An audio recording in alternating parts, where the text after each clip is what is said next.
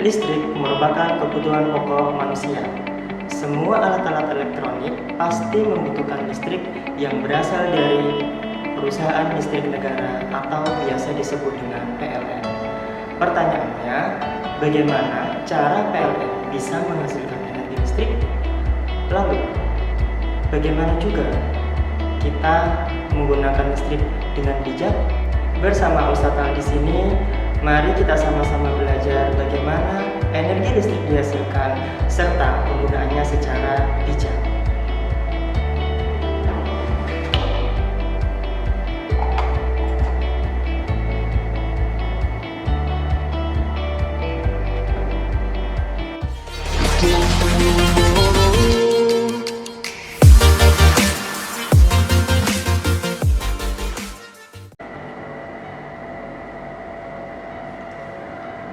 Assalamualaikum warahmatullahi wabarakatuh. Apa kabar anak-anakku kelas 6? Ustadz harap kalian tetap dalam keadaan sehat dan semangat meskipun dalam masa pandemi seperti ini. Hari ini kita akan belajar IPA kelas 6, tema 4, subtema 2, dan subtema 3. Materi IPA tema 4, subtema 2, dan 3 kali ini adalah tentang transmisi dan distribusi listrik, serta penggunaannya secara bijak. KD hari ini adalah KD 3.6, menjelaskan cara menghasilkan, menyalurkan, dan menghemat energi listrik. Sedangkan KD 4.6 adalah menghasilkan karya tentang berbagai cara melakukan penghematan energi, serta usulan sumber energi alternatif. Sebelum kita mulai, marilah kita membaca basmalah bersama-sama. Bismillahirrahmanirrahim. Nah, anak-anak, fokus pembelajaran kita pada kali ini adalah yang pertama tentang transmisi listrik, yang kedua tentang distribusi listrik, yang ketiga tentang penggunaan energi alternatif atau energi yang terbarukan, dan yang keempat adalah penggunaan dan penghematan energi listrik. Oke, fokus pembelajaran pertama dan kedua yaitu tentang transmisi dan distribusi listrik. Sebelum ke transmisi dan distribusi listrik, kita ulas kembali bagaimana cara pembangkit listrik menghasilkan listrik. Nah, salah satunya adalah PLTA atau yang biasa disebut sebagai pembangkit listrik tenaga air. Baik, biar kalian lebih ingat lagi, kita simak video berikut ini. PLTA atau pembangkit listrik tenaga air adalah pembangkit listrik yang memanfaatkan aliran air yang diubah menjadi energi listrik melalui putaran turbin dari generator dengan sistem yang sangat sederhana dan ramah lingkungan.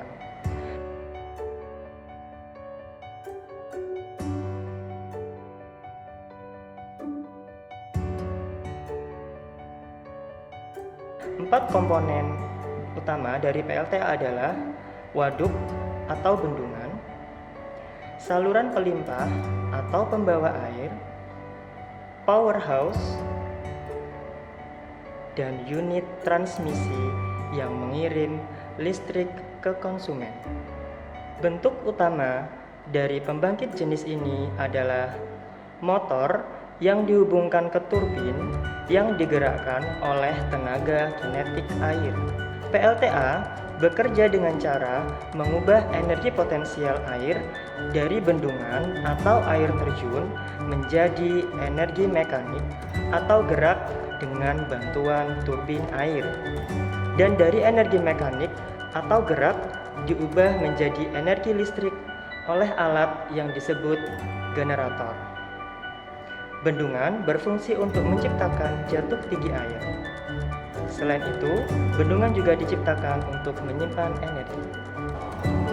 Setelah mengetahui video tentang PLTA tadi, aliran listrik yang dihasilkan oleh PLTA akan disalurkan ke rumah-rumah melalui proses transmisi dan distribusi listrik. Pada gambar di samping, aliran listrik yang dihasilkan oleh PLTA akan dialirkan menuju ke trafo penaik tegangan. Di sini, trafo penaik tegangan berfungsi untuk menaikkan arus listrik menjadi 150 kV. Setelah dinaikkan, Arus listrik tersebut akan dialirkan ke sutet atau saluran udara tegangan ekstra tinggi. Nah, setelah itu aliran listrik akan diturunkan tegangannya oleh trafo penurun tegangan. Trafo penurun tegangan berfungsi untuk menurunkan tegangan sampai 20 kV. Setelah ini proses transmisi sudah selesai. Dilanjutkan oleh proses distribusi listrik. Pada proses distribusi listrik, dari trafo penurun tegangan akan dialirkan ke gardu-gardu distribusi dan tegangan akan diturunkan kembali sehingga bisa digunakan oleh konsumen-konsumen atau oleh industri dan bisa dimanfaatkan di rumah kalian masing-masing. Setelah proses transmisi dan distribusi listrik, kita ulas kembali bagaimana listrik dihasilkan. Ternyata energi listrik yang dihasilkan oleh PLN atau perusahaan listrik negara diperoleh dari energi yang terbarukan ataupun energi yang tak terbarukan. Untuk lebih lengkapnya, mari kita simak video berikut ini. Kekayaan alam di Indonesia sungguh tak terkira. Sumber daya alam yang ada di Indonesia bisa kita manfaatkan untuk menghasilkan listrik. Perusahaan listrik negara atau PLN merupakan sumber energi listrik utama di negara kita. PLN mengubah energi dari energi tak terbarukan seperti batu bara, gas, dan minyak bumi, serta energi terbarukan seperti surya atau matahari, air, angin, panas bumi, hingga sampah menjadi energi listrik. Energi listrik tersebut akan disalurkan ke rumah-rumah dan bisa dinikmati oleh masyarakat Indonesia. Listrik-listrik di seluruh Indonesia dihasilkan dari pembangkit-pembangkit listrik yang ada di Indonesia, mulai dari PLTU atau pembangkit listrik tenaga uap, PLTD atau pembangkit listrik tenaga diesel, PLTG atau pembangkit listrik tenaga gas, pembangkit listrik tenaga mesin dan gas, pembangkit listrik tenaga panas bumi atau PLTPB, pembangkit listrik tenaga air atau PLTA, pembangkit listrik tenaga surya atau PLTS, dan pembangkit listrik tenaga bayu atau PLTPB. Setelah melihat video tadi, kita bisa tahu bahwa PLN juga memanfaatkan energi terbarukan atau energi alternatif.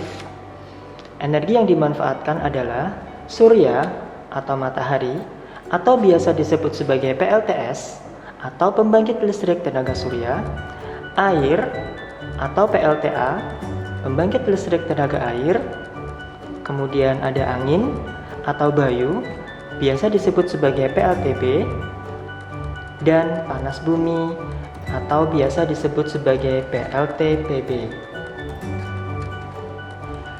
Energi alternatif ini digunakan ketika energi yang tak terbarukan sudah habis.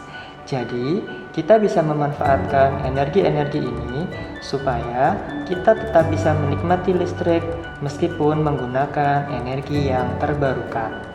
Setelah mengetahui contoh-contoh energi terbarukan untuk alternatif penggunaan energi listrik, Ustadz akan memberikan satu contoh. Pada gambar di samping ada PLTS. PLTS adalah pembangkit listrik tenaga surya atau memanfaatkan cahaya matahari untuk diubah menjadi energi listrik. Kenapa kita menggunakan energi matahari sebagai energi alternatif? Di sini kita hanya untuk menghemat penggunaan energi listrik yang dari PLN. Jadi kalau dari PLN itu energi listrik yang dihasilkan adalah dalam skala besar. Sedangkan kalau PLTS pada gambar di samping, kita hanya menggunakan energi listrik dalam skala kecil. Kita lihat komponen dari PLTS. Yang pertama, di atas atau di bagian atapnya biasanya terdapat panel surya. Panel surya ini berfungsi untuk mengubah energi matahari menjadi energi listrik. Yang mengubah adalah sel-sel surya atau sel-sel fotovoltaik yang ada pada panel surya. Kita lihat gambar selanjutnya. Nah, arus listrik yang dihasilkan oleh PLTS tadi atau oleh panel surya adalah arus listrik DC atau arus listrik searah. Arus listrik searah ini akan disimpan ke dalam baterai. Baterai berfungsi untuk menyimpan arus listrik dan bisa digunakan sesuai dengan kebutuhan. Setelah dari baterai, arus listrik akan dialirkan menuju inverter. Fungsi dari inverter ini adalah mengubah arus DC atau arus searah menjadi arus AC atau arus bolak-balik. Arus bolak-balik ini adalah arus listrik yang bisa dimanfaatkan untuk menghidupkan alat elektronik. Jadi di sini kita bisa menghemat penggunaan energi listrik dari PLN dengan menggunakan energi alternatif dari matahari atau yang biasa disebut sebagai PLTS atau pembangkit listrik tenaga surya. Masih ada beberapa energi alternatif lain yang bisa diubah menjadi energi listrik. Jadi nanti Ustadz akan suruh kalian mencari apa energi alternatif itu dan bagaimana energi alternatif itu bisa menghasilkan listrik.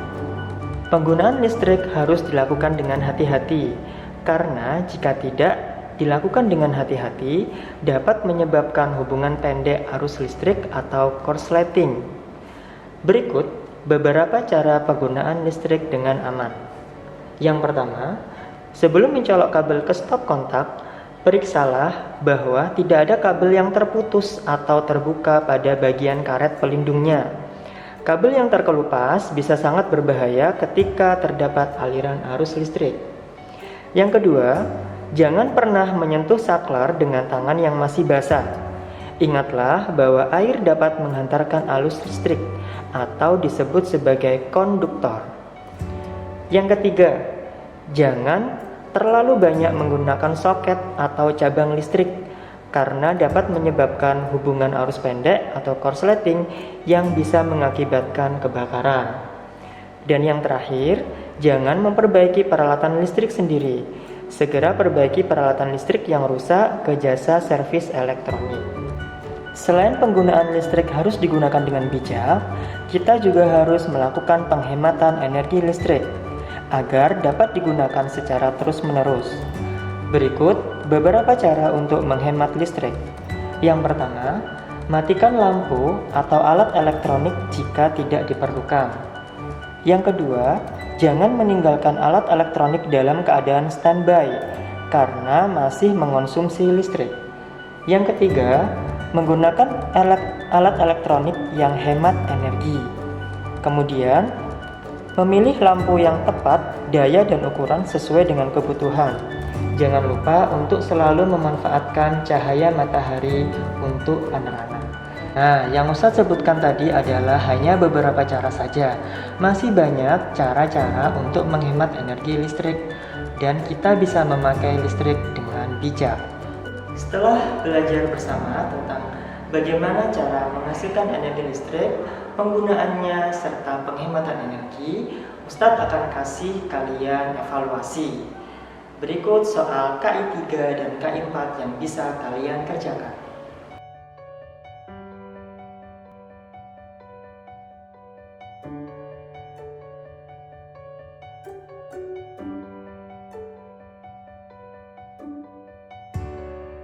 Alhamdulillah, semua materi di tema 4 tentang IPA atau transmisi dan distribusi listrik serta penggunaan dan penghematan energi listrik sudah tersampaikan semua.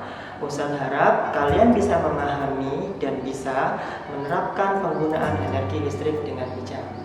Mari kita bersama-sama mengucap hamdalah. Alhamdulillahirabbil alamin. Sampai di sini dulu kita belajar IPA di tema 4. Ingat, tetap patuhi protokol kesehatan dan Ustadz berharap kalian tetap istiqomah dalam beribadah dan belajar. Ustadz akhiri, wassalamualaikum warahmatullahi wabarakatuh.